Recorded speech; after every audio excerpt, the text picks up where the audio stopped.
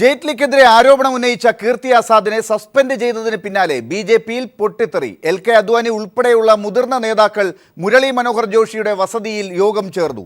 ജെയ്റ്റ്ലിക്കെതിരെ പാർട്ടിതല അന്വേഷണം വേണമെന്ന് അദ്വാനി വിഭാഗം ആവശ്യപ്പെട്ടു. നേരത്തെ സസ്പെൻഷൻ നടപടിക്കെതിരെ കീർത്തി ആസാദ് രംഗത്ത് വന്നിരുന്നു. തന്നെ സസ്പെൻഡ് ചെയ്തതിനുള്ള കാരണം ബി.ജെ.പിയും നരേന്ദ്രമോദിയും വ്യക്തമാക്കണമെന്ന് കീർത്തി ആസാദ് പറഞ്ഞു. അഴിമതി മൂടിവെക്കാനാണ് ബി.ജെ.പി ശ്രമിക്കുന്നതെന്നും കീർത്തി ആസാദ് ആരോപിച്ചു. ഈ വിഷയമാണ് ചർച്ച ചെയ്യുന്നത്. ചർച്ചയിൽ പങ്കെടുക്കുന്നത് doctor A Sampath M P, Shri Kodikunnil Suresh, J R. Padmakumar, Shri C R. Neelakantan എന്നിവർ ചർച്ചയിലേക്ക് കടക്കുന്നു. ശ്രീ ജെ.ആർ. പത്മകുമാർ, എന്തുകൊണ്ടാണ് കീർത്തി ആസാദിനെ ബി.ജെ.പിയിൽ നിന്ന് സസ്പെൻഡ് ചെയ്തത്? പാർട്ടി വേദികളിൽ പറയേണ്ട കാര്യം പാർട്ടി വേദികളിൽ പറയണം. ബാക്കി പൊതുവായി പറയേണ്ട കാര്യങ്ങൾ പൊതുവായി പറയണം. മനസ്സിൽ തോന്നുന്ന എല്ലാ കാര്യവും നമുക്ക് വിളിച്ചു പറയാൻ പറ്റും. മാത്രമല്ല, പാർട്ടിയുടെ ഓൾ ഇന്ത്യ പ്രസിഡന്റ് തീരുമാനമെടുത്തു. അദ്ദേഹത്തിനോട് വിളിച്ചു, നിർദ്ദേശിച്ചു, ഇന്നതായിരിക്കണം നിങ്ങളുടെ കാര്യം, എങ്ങനെയാണ് പ്രവർത്തിക്കേണ്ടതെന്ന്, അതെങ്ങനെയാണ് പാർലമെന്റിലായാലും മറ്റിടത്തായാലും നിങ്ങൾ പ്രവർത്തിക്കേണ്ടത് പറഞ്ഞല്ലോ. അപ്പോൾ അത് ലംഘിച്ചു കഴിഞ്ഞാൽ പിന്നെ ഒരു ഓപ്ഷൻ ഇല്ലല്ലോ. അച്ചടക്കം ലംഘിച്ചാൽ സസ്പെൻഡ് ചെയ്യണം. പക്ഷേ അതിനും ഒരു അച്ചടക്കമുണ്ട്. ശ്രീ ജെ.ആർ. പത്മകുമാർ, അതിന്റെ നടപടിക്രമങ്ങൾ പാലിച്ചോ? നോട്ടീസ് കൊടുത്തിട്ടാണോ സസ്പെൻഡ് ചെയ്തത്? നോട്ടീസ് അല്ലല്ലോ, അത് പാർട്ടി ഭരണഘടന അനുസരിച്ച് പാർട്ടി ചെയ്യുമല്ലോ. പാർട്ടിയുടെ ഓൾ ഇന്ത്യ പ്രസിഡന്റ് അല്ല സസ്പെൻഡ് ചെയ്തത്, പാർലമെന്ററി ബോർഡാണ്. പാർലമെന്ററി ബോർഡിൽ ഈ പ്രശ്നം ചർച്ച ചെയ്തു. ചർച്ചയുടെ അടിസ്ഥാനത്തിൽ പാർലമെന്ററി ബോർഡ് എടുത്ത തീരുമാനമാണ് കീർത്തി ആസാദിന്റെ സസ്പെൻഷൻ. ശരി, അങ്ങനെ നിങ്ങളുടെ പാർട്ടിക്ക് ഇഷ്ടമില്ലാത്ത കാര്യങ്ങൾ പറയരുത് എന്ന് പറഞ്ഞു, അദ്ദേഹം പറഞ്ഞു, അതുകൊണ്ട് തന്നെ അച്ചടക്കമില്ലായ്മയാണ് സസ്പെൻഡ് ചെയ്തു. പക്ഷേ ഒരുപാട് പാർട്ടിയിൽപ്പെട്ട ആളുകൾ പല കാര്യങ്ങൾ പറയുന്നു, അവരെ ഒന്നും ആ പാർട്ടിയിൽ നിന്ന് സസ്പെൻഡ് ചെയ്യാറില്ല. ഈ കാര്യം പറഞ്ഞതിന് കോൺഗ്രസിൽ നിന്നും CPM-ൽ നിന്നും ആളുകളെ ആ പാർട്ടിക്കാർ സസ്പെൻഡ് ചെയ്തിട്ടില്ല. എന്തുകൊണ്ടാണ് ഈ കാര്യം പറഞ്ഞതിന്, അഴിമതി പറഞ്ഞതിന് കീർത്തി ആസാദിനെ നിങ്ങളുടെ പാർട്ടി സസ്പെൻഡ് ചെയ്തത്? ഇല്ല, അഴിമതി പറഞ്ഞു എന്നല്ലാതെ അത് എങ്ങനെ വേണമെങ്കിൽ നിങ്ങൾ വ്യാഖ്യാനിക്കാം. മറ്റു പാർട്ടികളുടെ കാര്യങ്ങൾ എനിക്കറിയില്ല.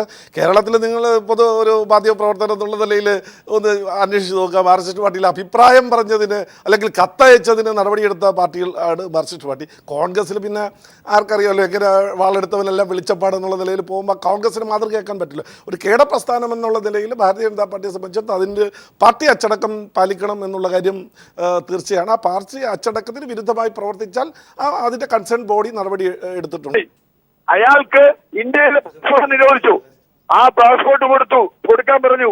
ആരാ? സുഷമ സ്വരാജ്, അതിന് രാജസ്ഥാൻ മുഖ്യമന്ത്രി. ഇതൊരു ചെറിയ കുറ്റ. ഇത് നേരെ മറിച്ച് വേറെ ആരെങ്കിലും ചെയ്തിരുന്നെങ്കിൽ ഇന്ന് അവർ ജയിലിൽ കിടക്കും, അല്ലെങ്കിൽ മന്ത്രിസ്ഥാനത്ത് ഉണ്ടാവില്ല. പക്ഷേ എത്ര അഴിമതി ചെയ്താലും തങ്ങൾ രക്ഷിച്ചു കൊള്ളാമെന്ന് മോഡി ഉറപ്പ് കൊടുത്തിട്ടുണ്ട്. അതുകൊണ്ടാണ്. ശ്രീ സി.ആർ. നീലകണ്ഠൻ, ഞാൻ തിരിച്ചെത്താം. ശ്രീ ജെ.ആർ. പത്മകുമാർ, ഇപ്പോൾ കേരളത്തിൽ ഞാൻ ഒരു ചോദ്യം ചോദിക്കട്ടെ, അതിന് കൃത്യമായി നിങ്ങൾ ഉത്തരം പറയുകയാണെങ്കിൽ, ശ്രീ കെ.എം. മാണി സാർ ധനകാര്യമന്ത്രി ആയി തന്നെ ഇരുന്നു കൊണ്ട് ഇവിടുത്തെ കേസിനെ നേരിടുന്നതിൽ എന്തായിരുന്നു അപാകത? നിങ്ങൾ അതിനെതിരെ സമരം ചെയ്തതാണല്ലോ. അല്ല, കെ.എം. മാണിക്കെതിരായിട്ടുള്ള ആരോപണം അല്ല, കെ.എം. മാണിക്കെതിരായിട്ടുള്ള ഉത്തരം, ഞാൻ കെ.എം. മാണിയുടെ കയ്യിൽ ഇത്ര രൂപ കൊണ്ട് കൊടുത്തിട്ടുണ്ട്, അദ്ദേഹം വാങ്ങിയിട്ടുണ്ട്, കെ.എം. മാണിയുടെ പേഴ്സണൽ ആരോപണമാണ്. ഇതിലെന്താ പറയുന്നത്? ഇദ്ദേഹം പ്രസിഡന്റായിട്ടിരുന്നപ്പം കണക്കുകൾ എന്തുകൊണ്ട് കുറെ ആരോപണങ്ങൾ ഉന്നയിക്കാൻ സ്പെസിഫിക് അലിഗേഷൻ പറയട്ടെ.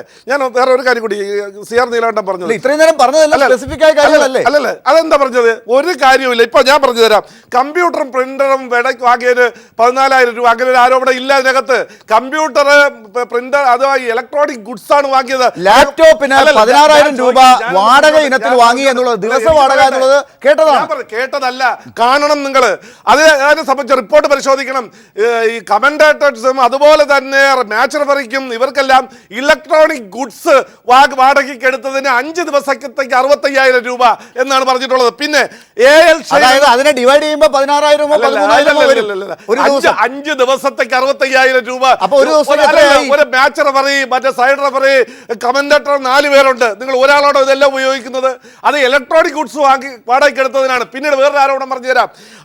AL ഷൈൻ എന്ന് പറയുന്ന ഒരു കമ്പനിക്ക് 3 കോടി കൊടുത്തു എന്ന് ആരോപണം ഉന്നയിച്ചു കീർത്തി ആസാദ്. അവരിന്ന് ഡൽഹി ക്രിക്കറ്റ് അസോസിയേഷൻ പറഞ്ഞിട്ടുണ്ട് 33.6 ലക്ഷം രൂപയാണ് കൊടുത്തിട്ടുള്ളത്. അവർ പറഞ്ഞ 14 കമ്പനിയല്ല, 43 കമ്പനികളുണ്ട്. അത് നിങ്ങൾ ആലോചിക്കണം. മാത്രമല്ല, അവിടുത്തെ സിവിൽ വർക്ക് ചെയ്ത 56 കോടി രൂപ സിവിൽ വർക്ക് ചെയ്തത് പവർ ഇന്ത്യ എന്ന് പറയുന്ന പബ്ലിക് ലിമിറ്റഡ് കമ്പനിയാണ്. പറഞ്ഞ പല കമ്പനികളും പേപ്പറിൽ മാത്രമാണ്.